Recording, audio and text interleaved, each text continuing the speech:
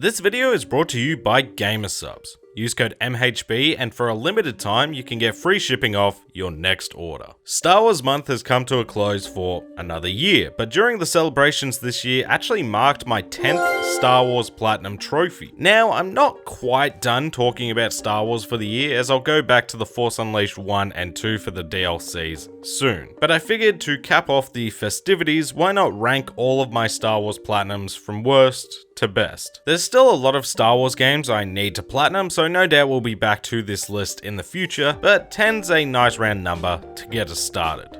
As always, if you do end up enjoying the content, be sure to like the video, comment below your Star Wars Platinum rankings, and subscribe so you don't miss out on future videos. So, what's my least favorite Star Wars Platinum? Well, I think most fans of the channel already know. Do or do not, there is no try. A long time ago in a galaxy far, far away. Oh my good lord. Thank Christmas that is over. I mean, this one was a no-brainer for me. I understand that many actually enjoy this platinum experience, as many of you let me know in the comments of this video. But I am not one of those people. Now, as a game, playing through the levels and exploring the hub worlds is good fun and a top-tier LEGO experience, to be fair. The issue is, this platinum had no right being this damn long. It's filled with so much needless content and time-wasting features that just continuously extend the playtime for, in my opinion, unjustified reasons. Want to complete a planet before moving on to the next? Too bad. You'll often have to travel across the galaxy to complete a quest, or complete enough of a planet to fully unlock everything on another planet so you can repeat the cycle over and over and over again. It's so unbelievably draining that it's still the only platinum experience I've had to take a break from for months at a time due to the monotony of it all. And if this wasn't my job, I don't think I would have been bothered to see it through. Again, good game, but one of the worst platinum experiences I've had to date. Sort of similar to this next game. Yes, Force Repulse Mastery.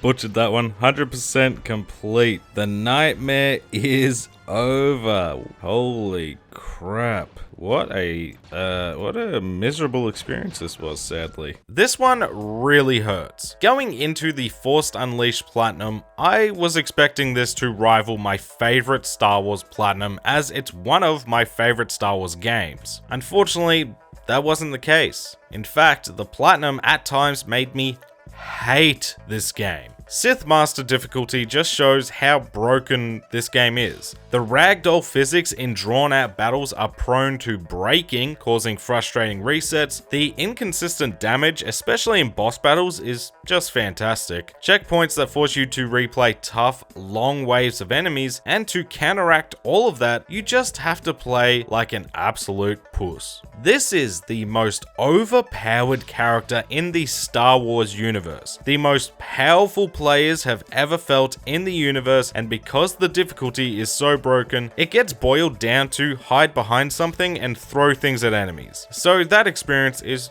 just terrible. And to cap it all off, even with 2 playthroughs, you need to grind out so many kill trophies for a bit of tedium to boot. Luckily for the Force Unleashed, the Platinum took me less than 20 hours, so it's still well clear of the Skywalker saga in regards to the worst, but for a game that holds such a special place in my gaming life, this is the biggest disappointment of the lot. Speaking of disappointing, Jedi Grandmaster. And the circle is now complete. And that's the Force Unleashed 2 done. I think overall I definitely enjoyed this platinum experience more than the first. I think the game is worse, but the platinum is more bearable. Yeah, this is a complicated one. The Force Unleashed 2, compared to the original, just in terms of the platinum experience, is far and away the better of the two. No needlessly long kill trophies, a much more balanced hardest difficulty, and the challenge mode being a genuine highlight to get through. Basically, the platinum didn't make me hate myself like the first game, and out of the 2 games, I'd recommend the second one more so than the first to platinum. But unfortunately, that doesn't mean this is a good game. It's still a huge disappointment and a whole lot of wasted potential. It just fumbles so incredibly hard when it sets up such a strong foundation for a sequel. The story could have been interesting, but it's rushed along and doesn't have enough time to do anything cool with the premise. The gameplay has some great new additions like dual sabers and new force abilities, but the gameplay loop gets stale way too quickly, which is hard for a game to do when it's barely 3 hours long. I think the game's foundations were good enough to be an amazing game. I just think the development was rushed along to try and make some money before the studio went up in flames, and as a result, this completely killed the Force Unleashed series before it even got started, and for that, I can't put this experience any higher than number 8. The next game is another case of overstaying its welcome. Full cast. Let's go. That's for purchasing all characters. May the Force brick with you. And I've got to be honest, I'm pretty flaccid, game. I'm not bricked up at all. LEGO Star Wars 2, the original trilogy, was such a great trip down memory lane. I sunk so many hours into this game as a kid, trying to grab all the mini kits and buy all the characters to try and unlock as many secrets as possible. But I don't think I was ever able to 100% the game as a youngling, and so when I saw the game ended up getting some trophy support on PS4 and PS5, I knew I had to get this platinum for my younger self. Now, LEGO Platinums are always a bit of a grind, and that'll be clear as we go on in this video. However, in the original trilogy, it's more than just your standard grind. You have to play all 18 levels a total of 4 times, and that's just way too much of the same content. The story mode, even free play, I had a good time with because that's the type of grind I've come to expect, and that was where the bulk of my nostalgia lay. However, when that's all said and done, you do it again for the blue mini kits, just scattered around a level with a time limit, and then again for the super story, which is basically just a speed run through the entire episode. It just gets old after a while, and as much as I love the feeling of going back and revisiting this game all these years later, as a platinum it's just too monotonous for its own good. Now, we've started this video quite negatively, but I promise from here on, I'd recommend you add every one of these games to your platinum collection, starting with, because I have 100%, there we go, okay, good. The Force is strong with this one, and The Force Awakens. Gave me a little jump scare at the end there, which wasn't necessary, but yeah, overall, that was pretty fun. That's right, another LEGO Star Wars experience, but this one is just different. The Force Awakens is a game I'm still confused about why it exists, and yet I'm so glad it does. By far the best movie of the sequel trilogy, not that that's saying much, we've got a whole LEGO game based solely around a single movie, and I ended up loving it. This was a game I had sitting in my trophy backlog since the game released, back when I wasn't really that interested in trophy hunting, but enjoyed the game well enough for what it was. So I didn't really know what type of experience to expect going into this platinum. But yeah, this was great fun. It helps expand on the movie, gives us some looks into what was going on between episodes 6 and 7. The levels are well crafted and a lot of fun to fully explore, and the hub worlds feel much more well balanced compared to the Skywalker saga. There's plenty to do, but it's far more condensed and to the point. No needless fluff or thousands of collectibles, which was such a relief. My only real knock on the game is that it's just The Force Awakens. It doesn't have the variety or that beginning, middle, and end type story a trilogy would have. But that's really about it. Now, if you don't like the LEGO Platinum experience, this won't change your mind, okay? It's that exact formula that I can get burnt out on as well, but I also enjoy in small doses. I think this is a very underrated LEGO Star Wars experience, and definitely one I'd recommend giving a try if you haven't already. And while we're on underrated Star Wars games, Marshal Commander and that oh so sweet platinum, one of the squad. What a game, man, what a game.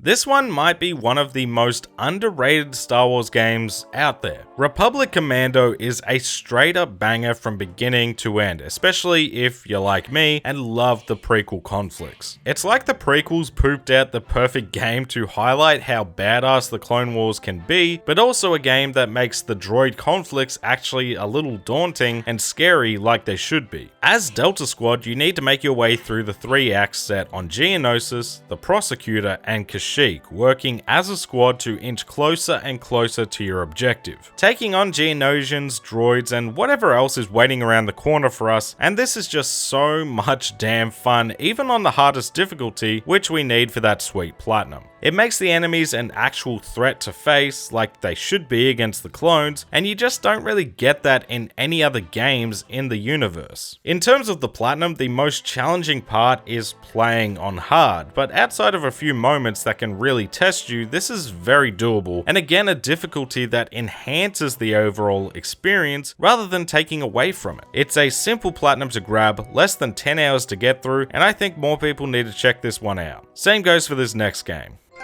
Impressive, most impressive, and the platinum, the chosen one. And that is LEGO Star Wars 3 The Clone Wars in the books. The final LEGO game for this video, but this is a special one. I had never played LEGO The Clone Wars before last year, and I really had no idea what I was getting into. It's the only LEGO Star Wars game not based on the movies. Well, at least not the main ones, and because of that, this is just such a refreshing game. Focusing on the movie and the first couple of seasons of The Clone Wars, it's a great time to play. The levels and stories are unique and again make exploring them a whole lot of fun, but it's that extra content that is truly special. From the bounty hunter missions, exploring both ships to the fullest, the space between being different from one another, and of course, the conquest style gameplay is something I loved. It's the best LEGO Star Wars experience, hands down. But unfortunately, the reason it's not higher is once again because these platinums just don't know when to quit, and for this game, it is those conquest battles. You need to control the galaxy as both the Republic and the Separatists, and because of that, it makes the actual battles feel redundant. There's still fun to be had here, it just hangs around for longer than it should have to keep the magic alive. But outside of that, I do highly recommend this game, and if you get just one LEGO Star Wars Platinum, take it from someone who has them all, make sure it's this one. Be warned, these next two games are gonna sound odd, but hear me out.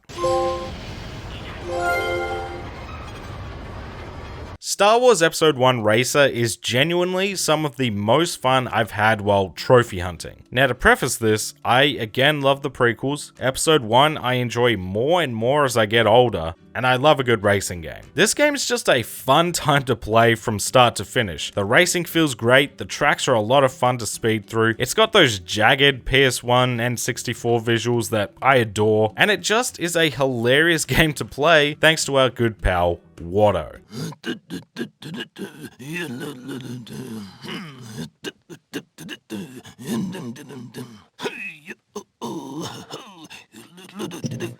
This is a game that there's really not much to say. It's a short game, taking about 5 hours to beat. It's an easy platinum to get as long as you don't waste your money, but in those 5 hours, it left an experience that I still look back on with the fondest memories. Truly a highlight in not only my Star Wars trophy hunting, but in general, just an absolute blast. Not everyone will agree, but hey, that's why this is my rankings, not yours. Speaking of my rankings, I honestly cannot believe this game is so high up. Let's go, Starbird Addict, congratulations, Angry Birds Star Wars is done, and overall, that was a lot of fun. Yeah, so I platinumed this game as a bit of a joke, a haha that's so silly type of video idea. Well, that's at least what I was expecting going in, but as you can gather by that number 2 spot, this game actually shocked me with how good a time it actually was. Now the weird thing about this game is, in terms of Star Wars, it doesn't really matter. Yes, the birds and enemies are now characters from the original trilogy, and the locations are set on those planets. But is that why it's so high on this list? Not really. It's the fact that the Angry Birds formula is just so fun and addicting to play. The fact it is technically a Star Wars game actually had me trying to lower this in my rankings for not being Star Wars enough, but I just couldn't do it. This is a great time to play, one of my favorite platinum experiences for the year even, and that all comes down to the mobile nature of the game. It's designed around playing for a minute or two here and there, being able able to drop it at a moment's notice, so the gameplay is really simple to pick up and play. So no matter your skill level, you can have a good time. But it's mastering this game that is so much fun and unbelievably satisfying, which you need to do to get this platinum. It's just simple good fun, and even when it comes down to the points trophies and their reliance on RNG, it is such a great feeling to get done. The final game though is still in a league of its own for me. Fallen Order is my favorite Star Wars game to date. It's most of what I love about The Force Unleashed, aside from the most overpowered character in the universe. From the story that has you hooked from beginning to end, the crisp lightsaber combat, the epic boss battles, the beautiful worlds and set pieces, it just for me is a quintessential Star Wars experience, and the Platinum Journey is mostly just a phenomenal experience. It's not perfect, mainly due to the map and lack of fast travel points that make planets like Zepho and Kashyyyk a little more annoying than it should be to 100%, but outside of that, I don't really have a bad thing to say. It's a game I loved playing through the first time, and the second time to get the Platinum Trophy was even better. It's just an experience that every Star Wars fan should play, and I think personally, it can be a great introduction into trophy or achievement hunting as well, because you want to see all this game has to offer, and you get that with the Platinum or 100%. It's a special game and easily my favorite Star Wars Platinum in my collection. And yes, I know I still need to play Jedi Survivor, but that'll have to wait till next year when we can get back to celebrating Star Wars yet again.